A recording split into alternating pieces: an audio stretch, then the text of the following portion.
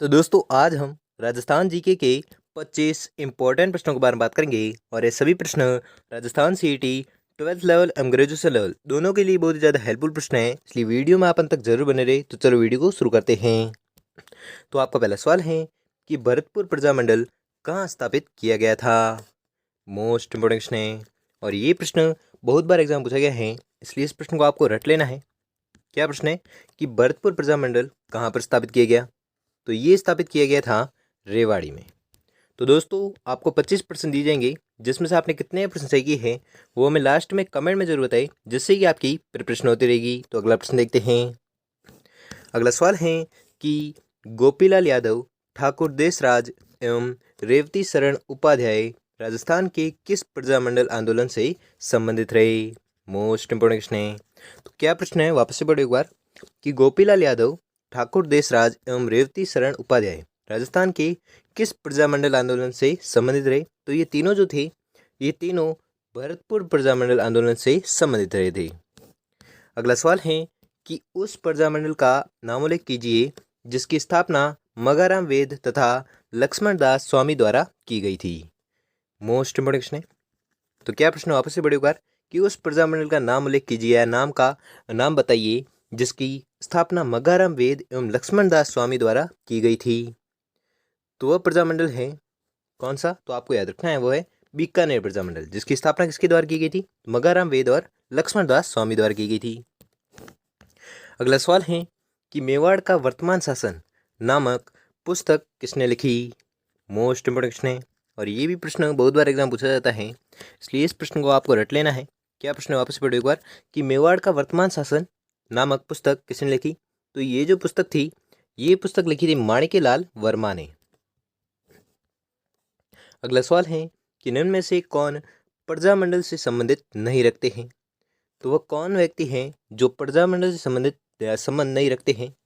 तो वह व्यक्ति हैं गोविंद गुरु। अगला सवाल है कि हड़ौती प्रजामंडल की स्थापना किसने की थी। मोस्ट इंपोर्टेंट प्रश्न है और ये प्रश्न बहुत बार एग्जाम पूछा भी गया है, इसलिए इस प्रश्न को आपको रट लेना है कि हड़ौती प्रजामंडल की जो स्थापना की थी वह की थी नैनूराम शर्मा ने। अगला सवाल है कि कांगड़ कांड किस प्रजामंडल आंदोलन में घटित हुआ। मोस्ट इंपोर्टेंट प्रश्न है और ये प्रश्न बहुत बार एग्जाम पूछा भी गया है कि कांगड़ कांड है जो किस प्रजामंडल आंदोलन में घटित हुआ है। तो ये घटित हुआ है बीकानेर प्रजामंडल आंदोलन में। अगला सवाल है कि भोगीलाल पंड्या, हरिदेव जोशी एवं शिवलाल कोटड़िया स्वतंत्रता सेनानी किस क्षेत्र के प्रजामंडल से संबंधित थे। मोस्ट इंपोर्टेंट प्रश्न है। क्या प्रश्न है, वापस एक बार पढ़ो कि भोगीलाल पंड्या, हरिदेव जोशी, शिवलाल कोटड़िया स्वतंत्रता सेनानी किस क्षेत्र के प्रजामंडल से संबंधित थे। तो ये संबंधित थे डूंगरपुर से। ठीक है, डूंगरपुर क्षेत्र के प्रजामंडल से संबंधित थे। कौन कौन, भोगीलाल पंड्या, हरिदेव जोशी और शिवलाल कोटड़िया। अगला सवाल है कि निम्नलिखित में से कौन सा सुमिलित नहीं है। तो वह युग्म बताना है जो सही सुमिलित नहीं है प्रजामंडल और नेता के मध्य। तो सही सुमिलित युग्म जो नहीं है वो आपको बताना है। तो वह युग्म है प्रतापगढ़ रमेश चंद्र ओझा। ये जो युग्म है ये सही सुमिलित नहीं है। अगला सवाल है कि निम्नलिखित में से गलत युग्म की पहचान कीजिए। तो गलत युग्म को पहचानना है आपको। तो इसमें जो गलत युग्म है वो है बीकानेर प्रजामंडल पंडित हरि नारायण शर्मा। ये जो युग्म है ये एकदम गलत है। अगला सवाल है कि सुशीला और भागवती का संबंध किस प्रजामंडल से था। मोस्ट इंपोर्टेंट क्वेश्चन है। तो इसका जो संबंध था वह था मेवाड़ प्रजामंडल से। ठीक है, मेवाड़ प्रजामंडल से संबंध था किसका, सुशीला और भगवती का। अगला सवाल है कि पंडित नैनूराम शर्मा किस प्रजामंडल से संबंधित थे। मोस्ट इंपोर्टेंट क्वेश्चन है और ये भी प्रश्न बहुत बार एग्जाम पूछा भी गया है, इसलिए इस प्रश्न को आपको रट लेना है कि पंडित नैनूराम शर्मा है जो किस प्रजामंडल से संबंधित थे। तो ये संबंधित थे कोटा प्रजामंडल से। अगला सवाल है कि राजस्थान में मेवाड़ प्रजामंडल की स्थापना किसके द्वारा की गई थी। मोस्ट इंपोर्टेंट क्वेश्चन है और ये भी प्रश्न बहुत बार एग्जाम पूछा गया है, इसलिए इस प्रश्न को भी आपको रट लेना है कि राजस्थान में मेवाड़ प्रजामंडल की स्थापना किसके द्वारा की गई थी। तो उसकी जो स्थापना की गई थी वो की गई थी माणिक्यलाल वर्मा द्वारा। अगला सवाल है कि कन्हैयालाल मित्तल, मांगीलाल भव्य एवं मकबूल आलम किस राज्य प्रजामंडल से संबंधित थे? मोस्ट इंपोर्टेंट क्वेश्चन है। क्या प्रश्न है वापस से बड़े एक बार कि कन्हैयालाल मित्तल, मांगीलाल भव्य एवं मकबूल आलम किस राज्य प्रजामंडल से संबंधित थे?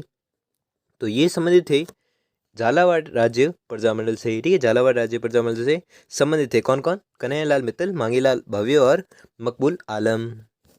अगला सवाल है कि उदयपुर में आयोजित अखिल भारतीय देशी राज्य लोक परिषद के 7वें अधिवेशन की अध्यक्षता की थी।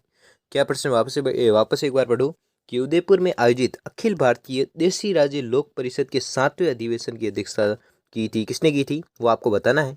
तो इसकी जो अध्यक्षता की थी वो की थी जवाहरलाल नेहरू ने। अगला सवाल है कि राजस्थान के गांधी के रूप में किसे जाना जाता है? मोस्ट इंपोर्टेंट क्वेश्चन है और ये प्रश्न बहुत बार एग्जाम पूछा गया है और ये आज की क्लास का वेरी मोस्ट इंपोर्टेंट क्वेश्चन है, इसलिए इस प्रश्न को आपको रट लेना है कि राजस्थान के गांधी के रूप में किसे जाना जाता है? तो ये जाने जाते हैं गोकुल भाई भट्ट। अगला सवाल है कि किसने जयपुर में प्रजामंडल का गठन किया था? मोस्ट इंपोर्टेंट क्वेश्चन है और ये भी प्रश्न बहुत बार एग्जाम पूछा गया है, इसलिए इस प्रश्न को भी आपको रट लेना है कि किसने जयपुर में प्रजामंडल का गठन किया था? तो जयपुर में प्रजामंडल का जो गठन किया था वह किया था दौलतमल भंडारी ने। अगला सवाल है कि सर्व सेवा संघ सर्वोदय के संस्थापक थे? मोस्ट इंपोर्टेंट क्वेश्चन है, ये भी प्रश्न बहुत बार एग्जाम पूछा गया है, इसलिए इस प्रश्न को भी आपको रट लेना है कि सर्व सेवा संघ सर्वोदय के संस्थापक थे तो कौन थे? तो इसके जो संस्थापक थे वह थे सिद्धराज डड्डा। अगला सवाल है कि तसीमों की घटना कब हुई? तो तसीमों की जो घटना हुई थी वह हुई थी 11 अप्रैल 1947 को। अगला सवाल है कि कुशलगढ़ प्रजामंडल के अध्यक्ष कौन थे? मोस्ट इंपोर्टेंट क्वेश्चन है। तो इस जो प्रजामंडल था, इस प्रजामंडल के जो अध्यक्ष थे वह थे भंवरलाल और कन्हैयालाल। ठीक है, भंवरलाल और कन्हैयालाल ये दो व्यक्ति वो थे जिन्होंने कुशलगढ़ प्रजामंडल कुशलगढ़ प्रजामंडल के अध्यक्ष थे। कौन कौन? भंवरलाल और कन्हैयालाल। अगला सवाल है कि किस प्रांत के प्रजामंडल ने 1936 ईस्वी में कृष्णा दिवस मनाया? मोस्ट इंपोर्टेंट क्वेश्चन है। तो प्रांत कौन सा है जिसके प्रजामंडल ने 1936 ईस्वी में कृष्णा दिवस मनाया? तो ये मनाया था जोधपुर प्रजामंडल ने। ठीक है, जोधपुर प्रजामंडल ने क्या किया? 1936 में कृष्णा दिवस है जो मनाया था। अगला सवाल है कि जेंटलमैन्स एग्रीमेंट किनके मध्य हुआ था? मोस्ट इंपोर्टेंट क्वेश्चन है और ये भी प्रश्न बहुत बार एग्जाम पूछा गया है, इसलिए इस प्रश्न को भी आपको रट लेना है कि जेंटलमैन्स एग्रीमेंट है जो किनके मध्य हुआ था? तो ये जो एग्रीमेंट है ये हुआ था मिर्जा इस्माइल एवं जमनालाल बजाज के मध्य। ठीक है, मिर्जा इस्माइल और जमनालाल बजाज के मध्य जेंटलमैन्स एग्रीमेंट जो हुआ था। अगला सवाल है कि 1930 के दशक में भरतपुर में राजनीतिक जागृति का श्रेय किसको जाता है? मोस्ट इंपोर्टेंट क्वेश्चन है। क्या प्रश्न वापस से पढ़े एक बार कि 1930 के दशक में भरतपुर में राजनीतिक जागृति का श्रेय है जो किसको जाता है? तो राजनीतिक जागृति का जो श्रेय दिया जाता है वो जाता है श्री किशनलाल जोशी को। अगला सवाल है कि भारत छोड़ो आंदोलन के दौरान जयपुर प्रजामंडल के अध्यक्ष कौन थे? मोस्ट इंपोर्टेंट क्वेश्चन है और ये प्रश्न भी बहुत बार एग्जाम पूछा गया है, इसलिए इस प्रश्न को आपको रट लेना है। क्या प्रश्न वापस से पढ़ो एक बार कि भारत छोड़ो आंदोलन के दौरान जयपुर प्रजामंडल के अध्यक्ष कौन थे? तो जयपुर प्रजामंडल के जो अध्यक्ष थे वह थे हीरालाल शास्त्री। अगला सवाल है और आज का अंतिम सवाल है कि 1938 में जयपुर राज्य प्रजामंडल का प्रथम वार्षिक अधिवेशन किसकी अध्यक्षता में आयोजित हुआ? मोस्ट इंपोर्टेंट क्वेश्चन है। क्या प्रश्न वापस से बड़ी बार कि 1938 में जयपुर राज्य प्रजामंडल का प्रथम वार्षिक अधिवेशन किसकी अध्यक्षता में आयोजित हुआ था?